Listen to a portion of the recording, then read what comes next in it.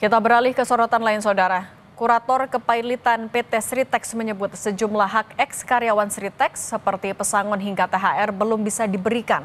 Pihak kurator masih fokus soal penilaian aset. Menurut Kurator Kepailitan PT Sritex, masih dilakukan penilaian aset atau appraisal independen oleh Kantor Jasa Penilai Publik atau KJPP. Setelah penilaian aset pilot selesai, baru akan eksekusi lelang mulai dari harta bergerak hingga kendaraan. Setelahnya, lelang gedung hingga mesin.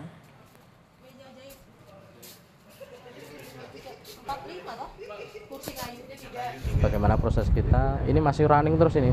Kita masih kerja terus, masih melakukan penilaian, bahkan barang yang sekecil apapun masih kita nilai dan kita jangan sampai terlewat di situ. Baru bisa diberikan ketika semua terjual, Mas. Betul. Ada langkah lain nggak selain itu? Nggak ada. Memang proses kepailitan seperti itu. Iya. Sementara itu, Kejagung mendalami peran bank-bank daerah dan bank negara dalam pemberian kredit kepada PT Sritex. Menurut Kapus Penkum Kejagung Harley Siregar, penyelidikan kasus akan masuk dari pintu-pintu keuangan negara guna mendalami indikasi penggunaan uang negara di dalamnya.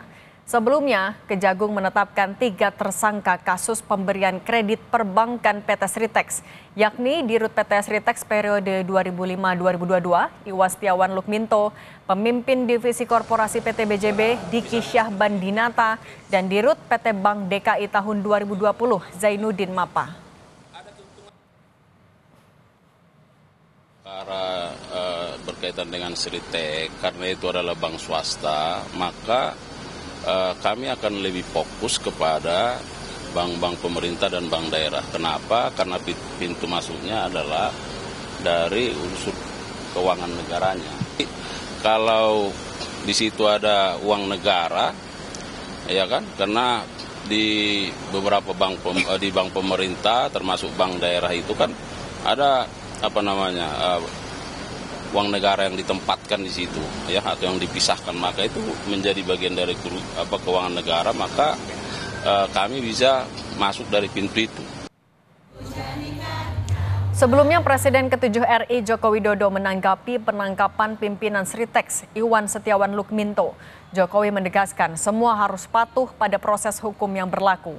Kejaksaan Agung menangkap pimpinan Sritex Iwan Setiawan Lukminto dalam kasus dugaan korupsi pemberian kredit yang mencapai 3,6 triliun rupiah.